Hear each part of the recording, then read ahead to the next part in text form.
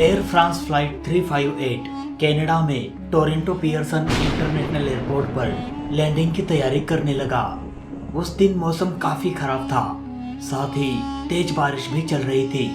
अब एटीसी ने air France flight 358 को रनवे 24 पर लैंड करने को कहा। अब पायलट अपने ग्लाइड स्लोप को मेंटेन करने की कोशिश करते हुए प्लेन को लैंड कराने की कोशिश करने लगा, लेकिन लाख कोशिश करने के बाद भी पायलट अपने ग्लाइड स्लोप को मेंटेन नहीं कर पाया और लगभग 4000 फीट आगे जाकर यह प्लेन रनवे 24 पर टचडाउन किया और लगभग 148 किलोमीटर प्रति घंटे की स्पीड से ये प्लेन रनवे पर आगे की ओर फिसलता गया। अब देखते ही देखते रनवे भी खत्म हो गया, पर यह प्लेन तो रुकने का नाम ही नहीं ले रहा था। प्लेन में बैठे 309 पैसेंजर्स की जान अब खतरे में थी।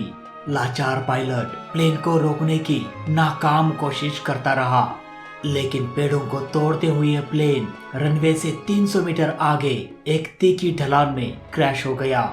देखते ही देखते प्लेन में आग लग गई। पूरा का पूरा प्लेन आग की लपटों में गिर गया। प्लेन में बैठे 309 पैसेंजर्स के साथ आखिर क्या हुआ होगा? प्लेन में एडवांस ब्रेकिंग सिस्टम होने के बावजूद भी क्यों इस प्लेन को रनवे खत्म होने से पहले रोका नहीं गया? जानेंगे पूरी कहानी आज के इस वीडियो में।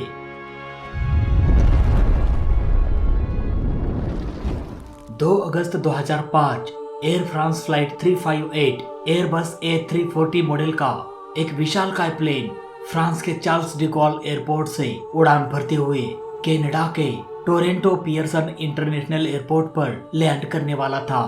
इस प्लेन में 297 पैसेंजर्स और 12 क्रू मेंबर सवार थे। इस प्लेन को 57 वर्षीय कैप्टन एलेन रोसे उड़ाने वाले थे। इनके पास 15,411 फ्लाइट आवर्स का एक्सपीरियंस था। वही 43 वर्षीय फर्स्ट ऑफिसर फ्रेडेरिक नोड भी इस प्लेन में मौजूद थे और इनके पास 4,834 फ्लाइट आवर्स का एक्सपीरियंस था।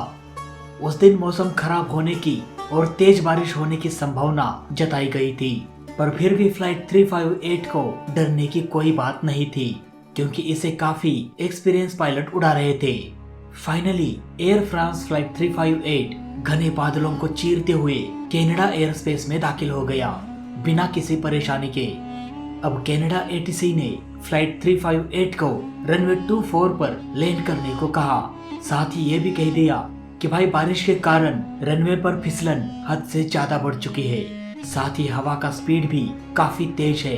हो सकता है लैंडिंग करते वक्त आपको कुछ परेशानियों का सामना करना पड़े, तो आप सावधानी बरते। अब धीरे धीरे मौसम और भी खराब होने लगा। पायलट को रनवे ठीक से दिखाई भी नहीं दे रहा था। ऐसे में यहाँ पर कैप्टन ने प्लेन का पूरा कंट्रोल अपने हाथों में ले लिया और ऑटो पायलट को डिसएंगेज कर दिया और प्लेन को तेजी से नीचे लाने की कोशिश करने लगा। लेकिन यहाँ पर एटीसी ने कैप्टन को फिर से कह दिया कि भाई आपका प्लेन ग्लाइड स्लोप से काफी ऊपर है, आप ग्लाइड स्लोप को फॉलो करते हुए प्लेन को लैंड कर जाओ। लेकिन लाख कोशिश करने के बावजूद भी ये प्लेन अपने ग्लाइड स्लोप को मेंटेन नहीं कर पाया और ग्लाइड स्लोप से काफी ऊपर से होते हुए ये प्लेन रनवे के स्टार्टिंग पॉइंट से लगभग 4000 फीट आगे जाकर रनवे पर टचडाउन किया। इस रनवे की टोटल लंबाई 8900 फीट थी और ये प्लेन तो पहले से ही 4000 फीट आगे जाकर टचडाउन किया, यानी कि इस प्लेन ने आधा रनवे तो पहले से ही क्रॉस किया था। अब पायलट के पास इस प्लेन को रोकने के लिए सिर्फ आधा रनवे ही बचा था और देखते ही देखते ये आधा रनवे भी खत्म हो गया। लाचार पायलट प्लेन को बचाने की नाकाम कोशिश करता रहा, पर ये प्लेन तो रनवे खत्म होने से पहले रुका ही नहीं। उधर एयरपोर्ट पर खतरे की घंटी बज चुकी थी। रनवे के 300 मीटर आगे एक तीखी ढलान थी। ये प्लेन पेड़ों को तोड़ते हुए 148 किलोमीटर प्रति घंटे की स्पीड से सीधा उस तीखी ढलान में जा गिरा। प्लेन क्रैश होने के तुरंत ही प्लेन के फ्यूल टैंक में छेद होने के कारण प्लेन का फ्यूल लीक होने लगा और कुछ ही सेकंड्स में यह फ्यूल आग में बदल गया। अब फ्लाइट क्रू ने तुरंत ही इमरजेंसी डोर को खोल दिया। 1 मिनट के अंदर ही रेस्क्यू टीम घटना स्थल पर पहुंच गई। सभी 309 पैसेंजर्स को बचाया गया। उनमें से 20 पैसेंजर्स को गंभीर चोटें आई, पर सभी की जान बचाई गई। इस हादसे में किसी की जान तो नहीं गई, लेकिन एविएशन पर कई सवाल उठने लगे कि आखिर इतना बड़ा हादसा कैसे हो गया, क्यों इस प्लेन को रनवे खत्म होने से पहले रोका नहीं गया। अब लोगों में काफी आक्रोश बढ़ चुका था। इन्वेस्टिगेशन की टीम हर एक छोटे छोटे पार्ट को बारीकी से जांच करने लगी ताकि इस हादसे का कुछ तो सुराग मिल जाए। घटना स्थल से कॉकपिट वॉइस रिकॉर्डर और फ्लाइट डेटा रिकॉर्डर को बरामद कर लिया गया।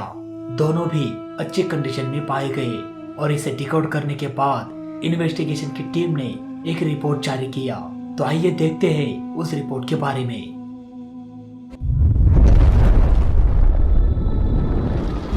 दोस्तों, एयर फ्रांस फ्लाइट 358 काफी आधुनिक प्लेन था।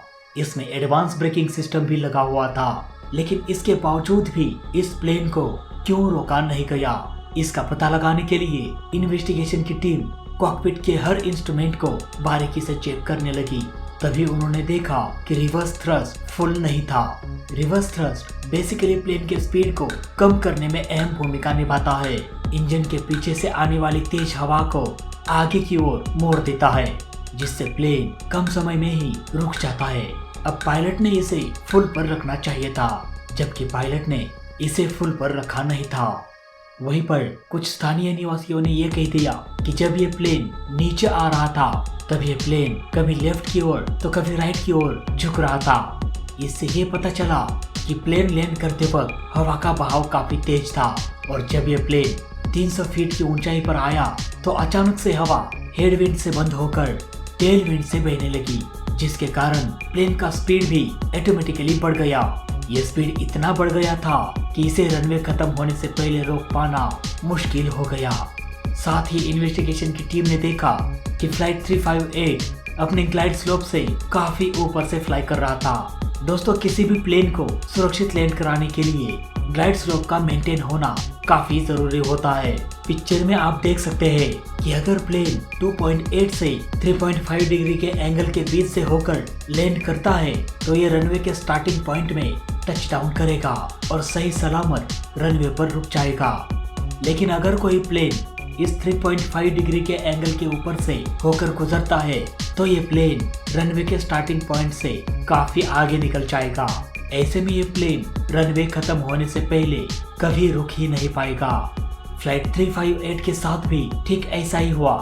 ये प्लेन भी अपने ग्लाइड स्लोप से काफी ऊपर से फ्लाई कर रहा था और ऊपर से टेल विंड से हवा प्लेन को आगे की ओर ले जा रही थी। अब ऐसी स्थिति में एयर फ्रांस फ्लाइट 358 रनवे के स्टार्टिंग पॉइंट से काफी आगे चला गया, करीब करीब 4000 फीट आगे। अब पायलट के पास सिर्फ आधा रनवे ही बचा था इस प्लेन को रोकने के लिए, लेकिन रनवे पर बढ़ती फिसलन, ऊपर से इतनी सारी गलतियां, अब इस प्लेन को खाई में गिरने से कोई नहीं बचा सकता था। अब देखते ही देखते ये प्लेन रनवे के 300 मीटर आगे चला गया और आगे एक तीखी ढलान में ये प्लेन क्रैश हो गया। दोस्तों, इस घटना में कई सारी गलतियां की गई। इस घटना का मुख्य कारण पायलट एरर माना गया और फर्स्ट ऑफिसर को 3 महीनों के लिए सस्पेंड किया गया। खैर, जो भी हो, लेकिन इतने बड़े हादसे में भी सभी की जान बचाई गई और एक बड़ी दुर्घटना होने से बचा लिया गया। तो आज के वीडियो में बस इतना ही। वीडियो अच्छा लगा तो लाइक करना, बुरा लगा तो डिसलाइक करना और दोनों ही केस में चैनल को सब्सक्राइब जरूर करना। मिलते हैं दोस्तों अगली वीडियो में, तब तक के लिए जय हिंद, वंदे मातरम।